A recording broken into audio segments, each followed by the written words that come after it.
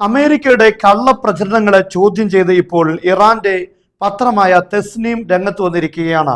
45 ദിവസത്തെ വെടിനിർത്തലാണ് ഇപ്പോൾ അമേരിക്കയിൽ നിന്നും ഉയർന്നു വരുന്ന മറ്റൊരു പുതിയ കെട്ടുകഥ. 45 ദിവസത്തെ വെടിനിർത്തലാണ് ഇപ്പോൾ പുതിയതായി വന്നിരിക്കുന്നത്. ആക്സിയോസ് ആണ് ഇങ്ങനെ ഒരു റിപ്പോർട്ട് പുറത്തുവിട്ടിരിക്കുന്നത്.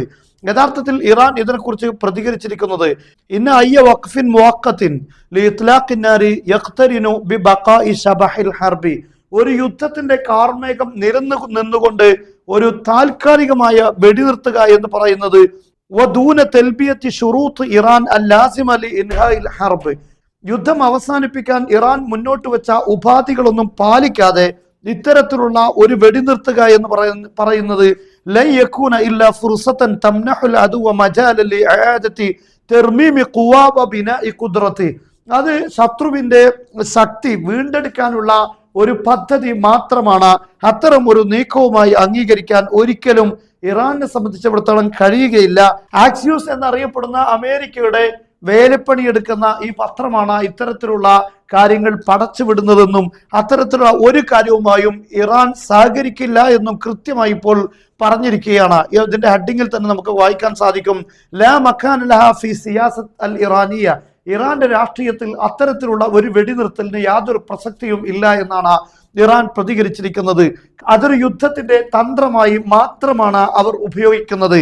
മാത്രമല്ല, ഈ ഒരു സമയത്തിനിടയിൽ ഹോർമുസ് കടലിടുക്ക് തുറക്കുക എന്നത് അവരുടെ ഒരു പദ്ധതിയാണ്. പക്ഷെ അങ്ങനെ തുറക്കുക എന്നത് ഇറാന്റെ രാഷ്ട്രീയത്തിൽ അതിനൊരു സ്ഥാനവുമില്ല എന്ന് ഇപ്പോൾ തുറന്നു പറഞ്ഞിരിക്കുകയാണ്.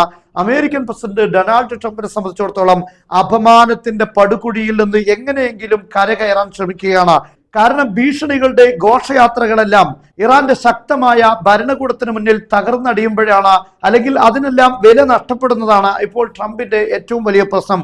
കാരണം ഇറാന് മുന്നിൽ ഭീഷണിപ്പെടുത്തിയ അടുത്ത ദിവസം ചൊവ്വാഴ്ച അത് ആയിക്കഴിഞ്ഞു. കാരണം തിങ്കളാഴ്ച അവസാനിക്കുന്നതോടുകൂടെ ട്രംപ് ഭീഷണിപ്പെടുത്തിയ ഒരു സമയം എത്തിയിരിക്കുകയാണ്.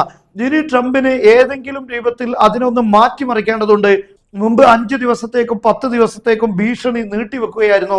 എന്നാൽ ഇപ്പോൾ അത് 45 ദിവസത്തേക്ക് നീട്ടിവെക്കുന്നു. ഹോർമുസ് കടലിടുക്ക് തുറക്കാൻ മറ്റൊരു വഴി തേടുകയാണ്. യുദ്ധത്തിലൂടെ അല്ലെങ്കിൽ പവർ ഉപയോഗിച്ചുകൊണ്ട് ഹോർമുസ് കടലിടുക്ക് അമേരിക്കക്ക് തുറക്കാൻ സാധിക്കുകയില്ല എന്ന് വ്യക്തമായ സാഹചര്യത്തിൽ പുതിയ പദ്ധതി ആവിഷ്കരിക്കുകയാണ്. ഇവിടെയാണ് ട്രംപിന്റെ ഏറ്റവും വലിയ രാഷ്ട്രീയ മുദ്രാവാക്യം തകർന്നടിയുന്നത്.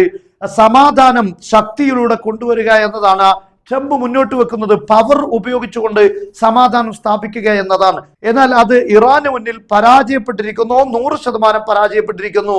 അതുകൊണ്ടാണ് ഇപ്പോൾ വെടിനിർത്തലിലൂടെ സാധ്യമാകുമോ എന്ന് ഇപ്പോൾ ട്രംപ് അന്വേഷിക്കുന്നത്. എന്നാൽ ഇത്തരത്തിലുള്ള തന്ത്രപരമായ ഉഡായിപ്പുകളൊന്നും യഥാർത്ഥത്തിൽ ഇറാന് മുന്നിൽ നടപ്പിലാവുകയില്ല എന്നാണ് വ്യക്തമാകുന്നത്.